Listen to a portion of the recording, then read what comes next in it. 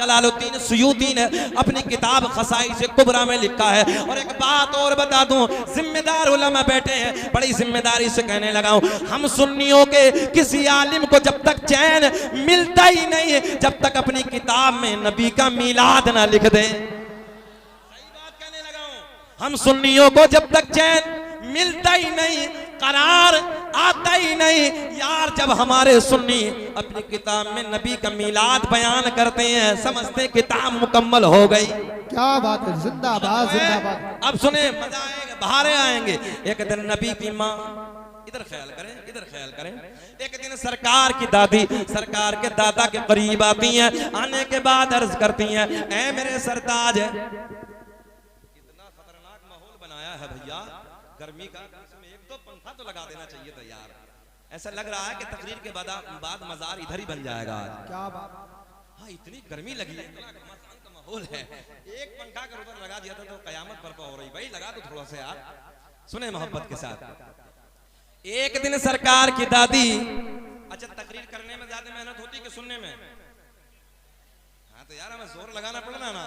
हाँ, खैर आप लोग मुस्कुरा रहे हैं, अल्लाह सलामत रखे, तरक्की अता फरमाए। सुने, एक दिन सरकार की दादी सरकार के दादा के करीब आती हैं। आने के बाद अर्ज करती हैं, ऐ मेरे सरताज, ऐ मेरे शोहर, मक्के के हालात बड़े अलग हैं, मक्के का रिवाज बड़ा अलग है, मक्के का दस्तूर बड़ा अलग है। सरकार के दादा कहते हैं, ओ मेरी शरीक हयात, ओ मेरी बीवी, ये बता मामला क्या है? सरकार की दादी कहती हैं, ऐ मेरे शोहर, मक्के के हालात ये हैं, मक्के का दस्तूर ये है, जिसका शोहर इंतकाल कर जाता है वो औरत कभी नए कपड़े ना पहनती, वो औरत कभी खुशबू इस्तेमाल ना करती। जुमले पे एक जुमले पे गौर करें, वो औरत कभी नए कपड़े ना पहनती, वो औरत कभी खुशबू इस्तेमाल ना करती, मगर अपनी बेटी आमना, अपनी बहू आमना अजब अजब अंदाज के कपड़ों में नजर आती है, अजब अजब अंदाज की खुशबू इस्तेमाल करती है।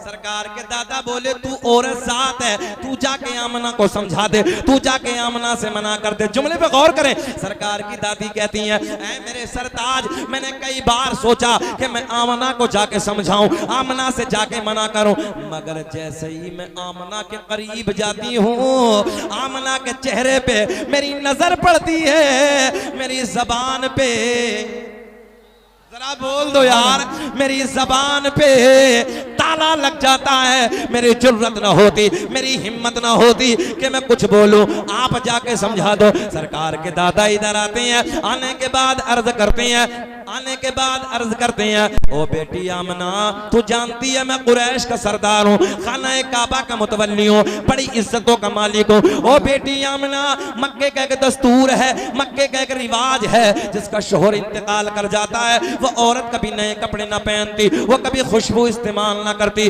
बेटी तू नए कपड़े ना पहना कर, खुशबू इस्तेमाल ना किया कर। मेरे नबी की माँ रोने लगी, आंखें अश्कबार हैं, रोते रोते अर्ज करती हैं, अब्बा जान, मैंने कभी नए कपड़े ना पहने, मैंने कभी खुशबू न लगाई। सरकार के दादा कहते हैं, ओ बेटी आमना, कोई और कहे अलग बात है, मैं तो घर में आता जाता इन बातों को महसूस कर लेता हूं। सुभान अल्लाह। नारे तकबीर, नारे रिसालत, नारे वसीयत। अम्मा ये बताइए, मशवरा करके तो नहीं बैठो नरई वालों कि नारा भी तुम ही लगाओगे और जवाब भी तुम ही दोगे? हाथ उठाकर नबी का झंडा लगा कर बोलिए, नारे तकबीर, नारे रिसालत। सुने बाबू, बस नारा लगाते रहिए, ज्यादा ना करिए, इतना काम करिए आप। सुने मोहब्बत के साथ, सरकार की दादी के, सरकार की तवज्जो, इधर ख्याल करें, सरकार के दादा कहते हैं, ओ बेटी आमना, इन बातों को मैं घर में आता जाता, इधर देखें आप, इधर देखें, इतनी बातों पे गौर नहीं करते हैं, इधर देखें। बेटी आमना, खुशबू न लगाए कर, नए कपड़े न पहना कर।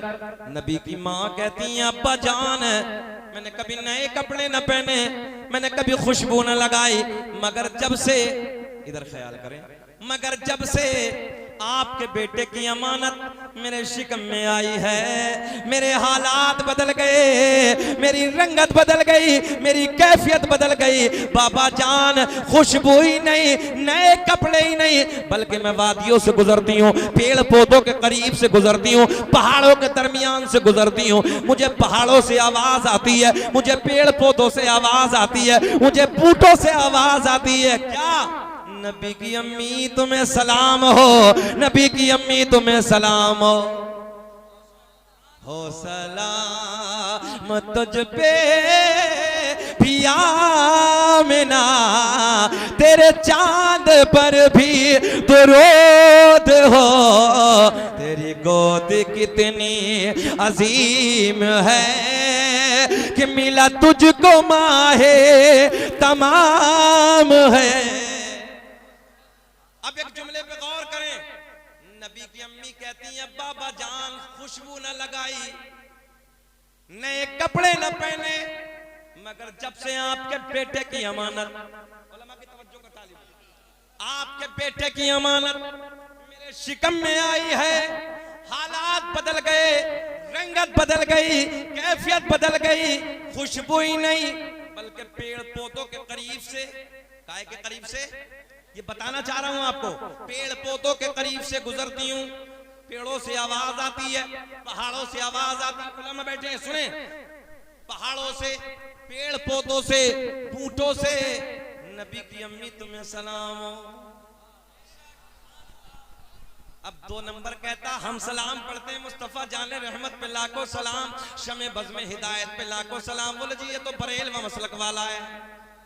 हाँ वो कहता है तो बरेलवा मसलक वाला है। मैंने कहा यार मोहब्बत में जब ताना मिलता तो सीना चौड़ा हो जाता है, ये तो फाजिले बरेलवी की मोहब्बत का ताना। मगर खामोशी से सुनो, हम सलाम पढ़े, हम तो बरेलवा मसलक वाले हैं, मगर ये पेड़ पौधे, ये पत्थर पत्थरिए, जरा ये तो बताओ इनका कौन सा मसलक था?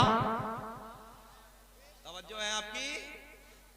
पता चला सलाम पढ़ना मोहब्बत वालों का काम है और बगावत करना ये दुश्मनों का काम। मेरे करीम आका ने फरमाया, 2 पहाड़ों का जिक्र फरमाया, दोनों पहाड़ मदीने में। कितने पहाड़ों का जिक्र फरमाया? 2 पहाड़, जबले ओहद, जबले ईर। आका ने फरमाया ओहद का पहाड़ प्यार करता है, ये जबले ईर नफरत रखता है, बुग़्ज़ रखता है, ये मोहब्बत नहीं करता। आका ने फरमाया ये तुम्हारे नबी से बुग़्ज़ रखता है। तवज्जो है, जबले ईर याद करो क्या नाम है, जबले ईर। ये बुग़्ज़ रखता है, दुश्मनी रखता है। और ये जबले ओहद कहां बैठे हो इतना तो याद जरा बताओ। जबले ओहद कुछ सीखना चाहिए, हाँ महफिलों में आकर ले जाना चाहिए कुछ ना कुछ। जबले ओहद प्यार करता है, क्या करता है? हाँ जरा बुलंद आवाज से बताओ क्या करता है? प्यार करता है। और जबले ईर दुश्मनी क्या करता है? मगर दोनों मदनी है।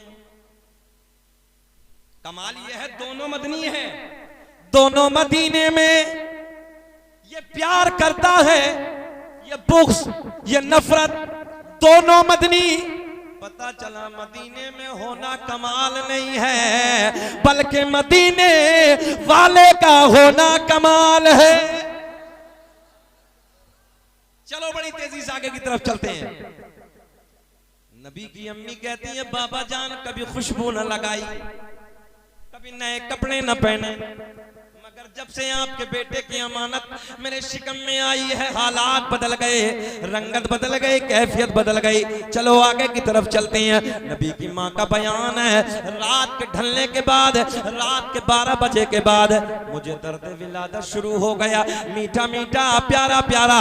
आम औरत को जब बच्चे का दर्द होता है, इतना डेंजर होता है जो जहन में होता है, औरत इस दर्द की वजह से भूल जाती है। मगर मेरे नबी की माँ कहती है जब मुझे मेरे लाल का दर्द होना शुरू हुआ तो इस दर्द की बरकत की बदौलत जो मैं भूल गई थी वो भी मुझे याद आ गया।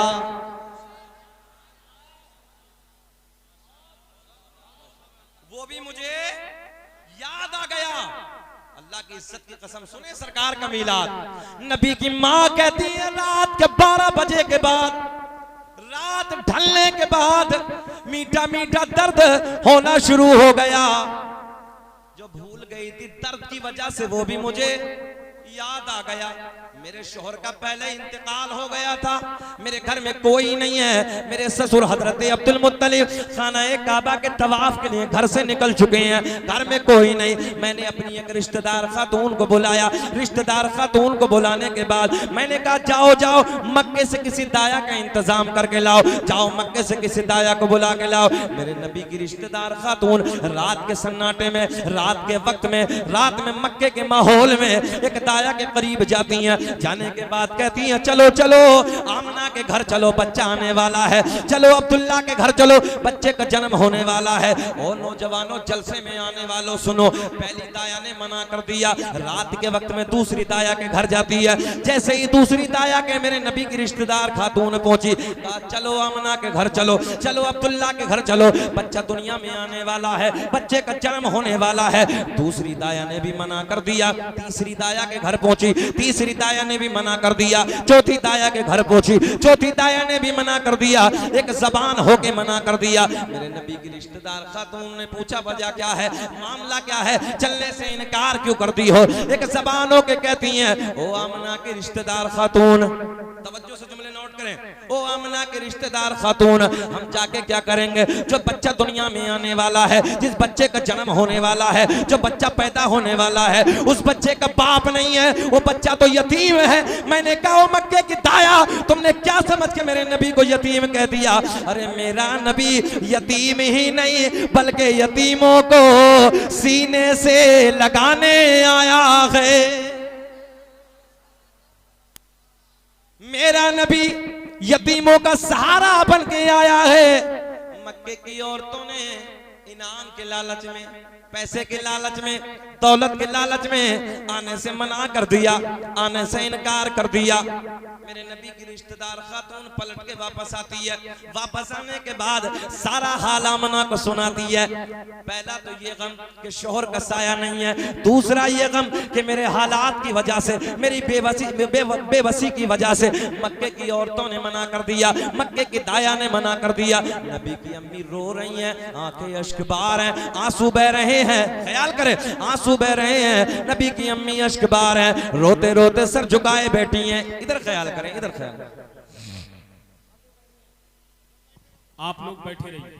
भाईजान असद इकबाल साहब मिंबर शरीफ पर ही आएंगे, आप बैठ जाएं। मिंबर शरीफ वाले इस्तकबाल करेंगे, बस आप नारे का जवाब दे, अपनी जगह सुकून के साथ बैठे। नारे तकबीर, नारे रिसालत, जश्न ईद मीलादुन नबी, मसलके आला हजरत फैजान सरकार ताजुशरिया हजरत असद इकबाल कलकत्तबी, हजरत असद इकबाल कलकत्तबी।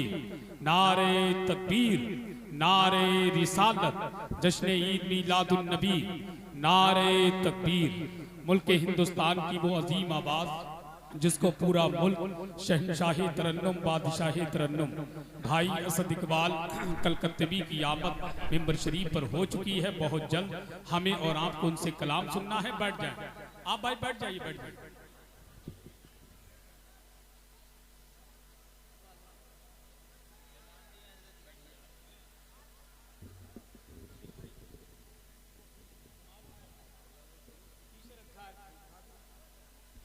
तोती नग़्मे सरासर चश्मा इश्क़ वफ़ा शहंशाह तरन्नुम जनाब बड़े भाई असद इकबाल कलकत्तवी की आमद हो चुकी है।